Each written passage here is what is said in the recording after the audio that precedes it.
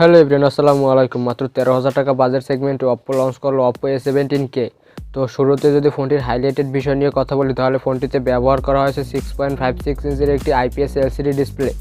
এছাড়াও চিপসেট হিসেবে ব্যবহার করা হয়েছে মিডিয়াটেক হিলিও G35 এবং 3GB র্যাম সাথে 32GB স্টোরেজ।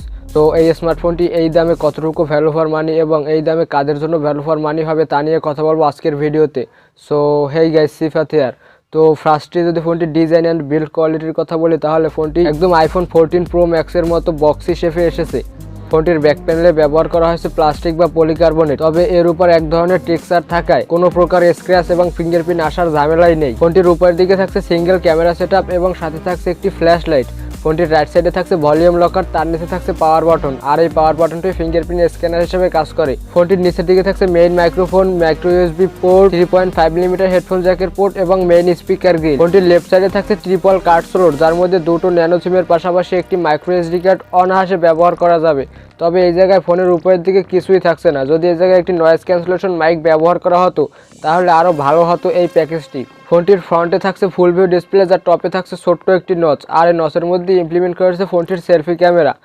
তো ওভারঅলের ডিজাইনটি আমার কাছে বেশ ভালোই মনে হয়েছে। যদিও এই জায়গায় সিঙ্গেল ক্যামেরা সেটআপের পরিবর্তে যদি ডুয়াল ক্যামেরা সেটআপ ব্যবহার করা হতো তাহলে ডিজাইনটা আরও কিছুটা বেটার হতো আমার মতে। আপনাদের কাছে এই ডিজাইনটি কেমন মনে হয়েছে অবশ্যই কমেন্টে জানাবেন। এবারে যদি ফোনটির ডিসপ্লে নিয়ে কথা বলি তাহলে ফোনটিতে ব্যবহার করা হয়েছে 6.56 ইঞ্চের একটি IPS LCD ডিসপ্লে, যার রেজলিউশন HD+, অর্থাৎ 720x1600 পিক্সেল এবং PPI হিসেবে থাকছে 269 PPI। যেহেতু এটা একটি IPS LCD ডিসপ্লে সেহেতু কালার ও কন্ট্রাস্ট কিছুটা ভিভিড, তবে HD+ হওয়ায় রেগুলার ইউসেজে ও কন্টেন্ট ওয়াচিংয়ে কিছুটা শার্পনেসের ঘাটতি পাওয়া যাবে এই ডিসপ্লেটি থেকে।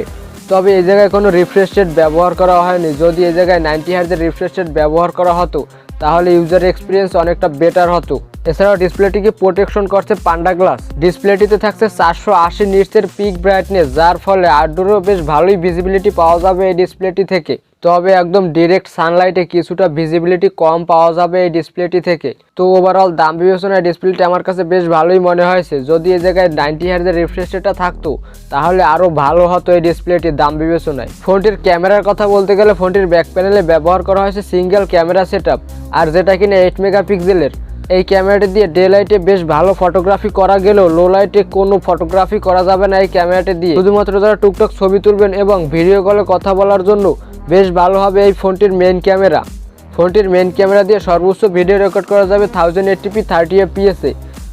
আর যদি কিনা শক্ত হাতে ভিডিও রেকর্ড করা যায় তাহলে একটা স্মুথ রেজাল্ট পাওয়া যাবে, আর না হলে এই ফোনটি ভিডিও করার জন্য রেকমেন্ডেড নয়। যদিও অপ্পোর ফোনে কিছুটা ক্যামেরার দিকে বেশি গুরুত্ব দেওয়া হয়, সো আশা করছি কিছুটা ভালো রেজাল্ট পাওয়া যাবে এই ফোনটির ডে লাইট ফটোগ্রাফিতে। ফোনটির ফ্রন্টে থাকছে 5 মেগাপিক্সেলের একটি সেলফি ক্যামেরা, আর এই সেলফি ক্যামেরাটি দিয়েও ডে লাইটে বেশ ভালোই ছবি তোলা যাবে। তবে লো লাইটে অনেকটাই স্ট্রাগল করতে হবে এই ফোনটির সেলফি ক্যামেরা দিয়ে। শুধুমাত্র ভিডিও কলে কথা বলার জন্য বেস্ট হবে এই ফোনটির সেলফি ক্যামেরা। সো ওভারঅল এই দামে ক্যামেরা সেটআপটি আমার কাছে মোটেও ভালো মনে হয়নি। আপনাদের কাছে কেমন মনে হয়েছে এই ফোনটির ক্যামেরা সেটআপ অবশ্যই কমেন্টে জানাবেন। এবারে যদি ফোনটির পারফরমেন্স নিয়ে কথা বলি তাহলে ফোনটি রান করছে Android 12 বেসড অন ColorOS 12.1। ফোনটিতে চিপসেট হিসেবে থাকছে মিডিয়াটেক হিলিও G35, যেটা কিনা 12 ন্যানোমিটার ফ্যাব্রিকেশনে তৈরি করা অক্টাকোর প্রসেসর। আর এই প্রসেসরটির 4টা কোর 2.3 GHz-এর কর্টেক্স A53 এবং বাকি 4টা কোর 1.8 GHz-এর কর্টেক্স A53।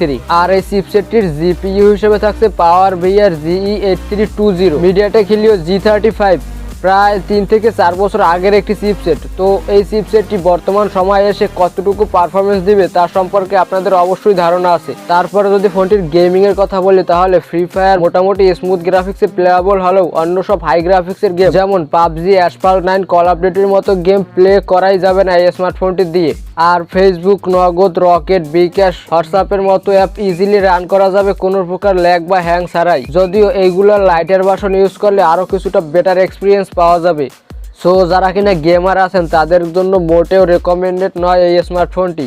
শুধুমাত্র যারা টুকটাক ফটোগ্রাফি এবং একটি স্টাইলিশ ফোন কিনতে চাচ্ছেন তাদের জন্য বেস্ট হবে এই স্মার্টফোনটি। আর যারা কিনা মুরব্বীদের জন্য এবং বাবা মার জন্য ফোন কিনতে চাচ্ছেন তাদের জন্য বেস্ট হবে। তবে যারা হাই লেভেলের গেমার এবং যারা স্মার্টফোনে বেশ ভালো লেভেলের প্রেসার দিয়ে থাকেন তাদের জন্য মোটেও ভালো হবে না এই স্মার্টফোনটি। ফোনটিতে র্যাম হিসেবে থাকছে 3GB র্যাম এবং ইউএমসি 5.1 ক্যাটাগরির 64GB স্টোরেজ। এই জায়গায় 3GB র্যাম হওয়ায় মাল্টিটাস্কিং এ কিছুটা স্ট্রাগল করতে হয় এই স্মার্টফোনটি দিয়ে। সাথে 3-4টা অ্যাপ ব্যাকগ্রাউন্ডে নিয়ে কাজ করতে গেলে কিছুটা কষ্ট করে কাজ করতে হয় এই স্মার্টফোনটি দিয়ে। যদি এই জায়গায় 4GB র্যাম ব্যবহার করা হতো তাহলে আরও কিছুটা বেটার রেজাল্ট পাওয়া যেত এই স্মার্টফোনটি দিয়ে। এবং এই স্মার্টফোনটির দাম বাংলাদেশ মার্কেটে রাখা হয়েছে 12,990 টাকা। তো এই স্মার্টফোনটি এই দামে কতটুকু ভ্যালু ফর মানি হয়েছে অবশ্যই কমেন্টে জানাবেন। ফোনটির ব্যাটারির কথা বলতে গেলে ফোনটিতে ব্যবহার করা হয়েছে 5000 mAh একটি ব্যাটারি। আর এই ব্যাটারি দিয়ে যারা কিনা হেভি ইউজ করবেন তারা অনায়াসে একদিনের মতো ব্যাটারি ব্যাকআপ ইজিলি পেয়ে যাবে। আর যারা কিনা নর্মাল ইউজ করবেন তারা অনায়াসে 2 দিনের মতো ব্যাটারি ব্যাকআপ ইজিলি পেয়ে যাবেন। আর এই ব্যাটারিকে চার্জ করার জন্য থাকছে 10 ওয়াটের একটি ফাস্ট চার্জার। এই চার্জারটি দিয়ে ফোনটি ফুল চার্জ করতে অ্যারাউন্ড 3 থেকে 3.5 ঘন্টার মতো সময় লাগতে পারে। সো এই জায়গায় 10 ওয়াটের চার্জারের পরিবর্তে যদি 18 ওয়াটের চার্জিং স্পিডকে ইউজ করা হতো তাহলে আরও কিছুটা চার্জিং স্পিড বেশি পাওয়া যেত। আর এই জায়গায় ব্যবহার করা হয়েছে মাইক্রো ইউএসবি পোর্ট। বর্তমান সময়ে এসে মাইক্রো ইউএসবি পোর্ট বেশ বেমানান। যদি এই জায়গায় টাইপ সি পোর্ট ব্যবহার করা হতো তাহলে চার্জিং স্পিডটা কিছুটা হলেও বেশি পাওয়া যেত। ফোনটির সিকিউরিটির কথা বলতে গেলে ফোনটিতে ব্যবহার করা হয়েছে সাইড মাউন্টেন ফিঙ্গারপ্রিন্ট সেন্সর, যেটা যথেষ্ট ফাস্ট অ্যান্ড একুরেট এবং সাথে থাকছে সফটওয়্যার বেসড ফেস আনলক। এছাড়া প্রায় সব ধরনের সেন্সর অ্যাভেলেবেল রয়েছে এই স্মার্টফোনটিতে। ফোনটির কানেক্টিভিটির কথা বলতে গেলে ফোনটিতে ব্যবহার করা হয়েছে ওয়াইফাই ডুয়াল ব্যান্ড, ব্লুটুথ 5.2 এবং জিপিএস। এবারে যদি ফোনটির ওভারঅল থিঙ্ক করা হয় তাহলে ফোনটিতে ব্যবহার করা হয়েছে 6.56 ইঞ্চের একটি এইচডি প্লাস ডিসপ্লে, যেটা দাম বিবেচনায় বেশ ভালোই বলা যায়। যদিও 90 হার্জের রিফ্রেশ রেটটা থাকলে আরও ভালো হতো ফোনটির ডিসপ্লেটি। সাথে ব্যবহার করা হয়েছে সিঙ্গেল ক্যামেরা সেটআপ, যেটা এই দামে মোটেও মানানসই নয়। এবং ব্যবহার করা হয়েছে মিডিয়াটেক হিলিও G35 এর মতো চিপসেট, যেটা কিনা প্রায় 3 থেকে 4 বছর আগের একটি চিপসেট। তো ওই চিপসেটটি বর্তমান সময়ে এসে কতটুকু পারফরমেন্স দিবে তার সম্পর্কে আপনাদের অবশ্যই ধারণা আছে। এবং ব্যবহার করা হয়েছে 5000 mAh এর ব্যাটারি এবং 10 ওয়াটের চার্জার। এই জায়গায় 10 ওয়াটের চার্জারের পরিবর্তে যদি একটি 18 ওয়াটের চার্জিং স্পিডকে ব্যবহার করা হতো তাহলে আরও কিছুটা চার্জিং স্পিড বেশি পাওয়া যেত। আর বর্তমান সময়ে এসে ইউএসবি টাইপ সি সকল ফোনই ব্যবহার করে। তো এই জায়গায় ব্যবহার করা হয়েছে মাইক্রো ইউএসবি পোর্ট, যেটা বর্তমান সময়ের সাথে মানানসই নয়। আর ফোনটির দাম 13,000 টাকা। তো 13,000 টাকায় একটি ওভারপ্রাইসড ফোন বলা যেতে পারে এই স্মার্টফোনটিকে।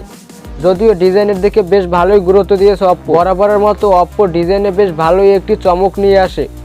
তো এদিকে ডিজাইনটি বেশ ভালোই করে। তো এই স্মার্টফোনটি আপনাদের কাছে কেমন মনে হয়েছে অবশ্যই কমেন্টে জানাবেন। সো এই ছিল আজকের ভিডিও। আমার ভিডিও যদি আপনার কাছে ইনফরমেটিভ অ্যান্ড হেল্পফুল মনে হয়ে থাকে তাহলে ভিডিওতে একটি লাইক দিয়ে চ্যানেলটি সাবস্ক্রাইব করে রাখবেন। আজকের মতো বিদায় নিচ্ছি। Till then take care.